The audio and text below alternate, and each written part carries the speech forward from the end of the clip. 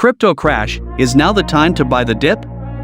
As Bitcoin, BTC, this week fell below $33,000 for the first time in around 12 months, and with Ethereum, ETH, and Cardano, ADA, also tumbling, the crypto market appears to be crashing, or at least going through a major correction.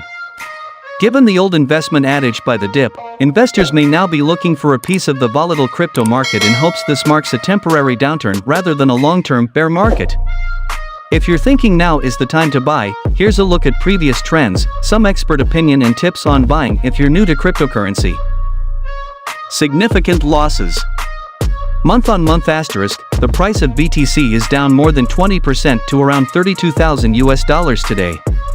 Back in November 2021, it traded for as much as $69,000. A more than 50% drop represents significant losses. ETH saw similar losses to Bitcoin over the past month, down to around $2,400, while Cardano, ADA, suffered even worse, falling by almost a third, 32%, to $0.69. While this doesn't yet match the severity of the 2018 crash, in which Bitcoin lost 80% of its value, experts say things could still get worse for those left holding BTC. It's these kinds of losses that have prompted the UK finance regulator, the Financial Conduct Authority, FCA, to issue repeated warnings to crypto investors. It says there are no guarantees of returns and that people should be prepared to lose everything they invest. Inflation, downturn, and war. Co-founder of automated crypto trading platform thinks crypto is undergoing the same stresses as other parts of the economy, leading to the fall in prices. He said, "It's not just crypto that's down, everything is down, and over the next 6 to 12 months the economic outlook is bad. Central banks are between a rock and a hard place with regard to slow economic growth and high inflation. So, investors are escaping risk on assets like crypto and tech stocks." As for whether this downturn marks the beginning of a long-term trend or a temporary blip, Gyberstein believes the market could remain challenging for up to 2 years, but added things could worsen during that time. Sam Kopelman of crypto exchange Luno agreed that Bitcoin and other coins' misfortunes weren't happening in isolation. Falling below $30,000 leaves Bitcoin on the precipice of a key support level. If Bitcoin falls below this support level, it could even drop further to $25,000 before any significant move back up. Investors dumped assets across the board yesterday as global stocks suffered the worst day since June 2020. The market is battling the consequences of rapidly rising US interest rates, alongside military conflict in Europe. Inflation information out this week from the US Labor Department and the UK's Office for National Statistics will likely have a knock-on effect for interest rates and, in turn, crypto prices. Kopelman says the reports in the US and UK should provide more clarity of market moves over the coming weeks, but expects a volatile week ahead. Is buy the dip a good strategy? The principle of buy the dip is based on an assumption price drops are temporary aberrations that correct themselves over time. Dip buyers hope to exploit dips by buying at a relative discount and reaping the rewards when prices rise again. Crypto markets are volatile, so buying cryptocurrencies at any price, let alone a dip that might become a long-term trend, is risky. While prices could return to previous levels, they could also fall even further, leaving your investment underwater.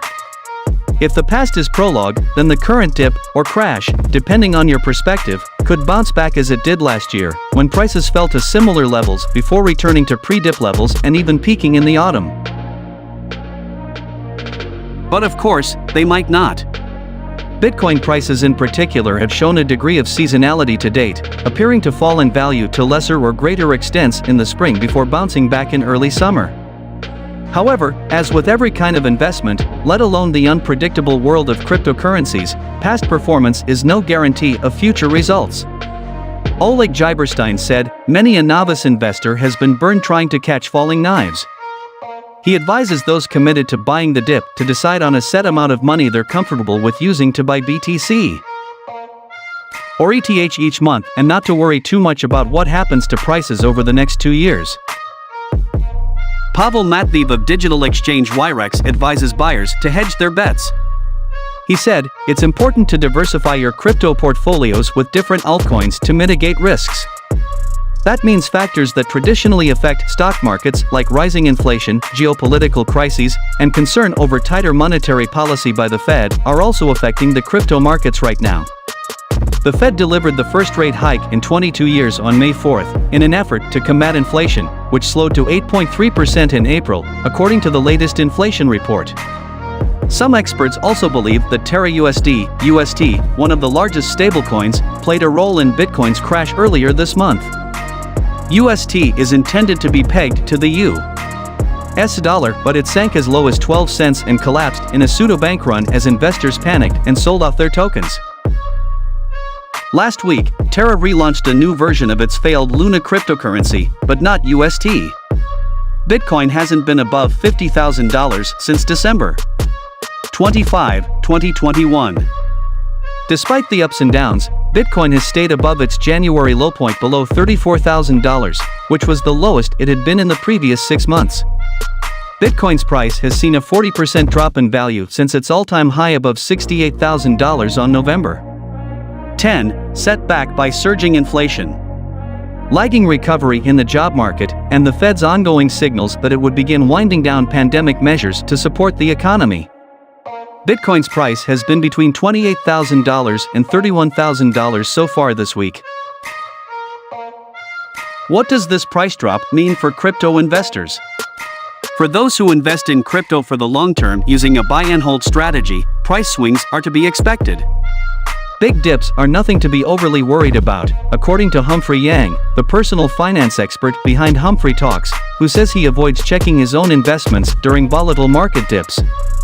I've been through the 2017 cycle, too, Yang says, referencing the crypto crash of 2017 that saw many major cryptocurrencies, including Bitcoin, lose major value.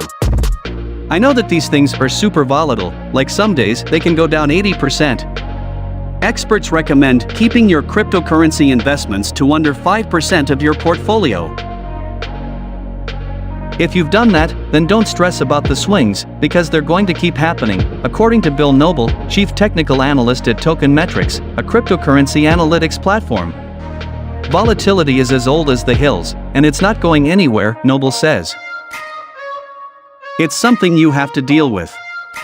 As long as your crypto investments don't stand in the way of your other financial goals and you've only put in what you're ultimately okay with losing. Yang recommends using the same strategy that works for all long-term investments: set it and forget it. What if you're interested in crypto, but haven't yet invested? Yang's set it and forget it approach to crypto reflects his philosophy for investing in the traditional stock market. But some experts feel cryptocurrency is too different from traditional investments to draw any historical comparisons. That's why Ashira Nelson of Savvy Girl Money is staying well away. Nelson primarily invests in low-cost index funds because I can see history on that, she says. The newness of cryptocurrency and lack of trackable data make her wary of these crazy swings. Potential investors looking to buy the dip should understand that fluctuations are par for the course, and be prepared for this kind of volatility going forward. Even if you invest now, with prices relatively low, be prepared for them to fall even more. Again, only put in what you're comfortable with losing after you've covered other financial priorities, like emergency savings and more traditional retirement funds. Thanks for watching.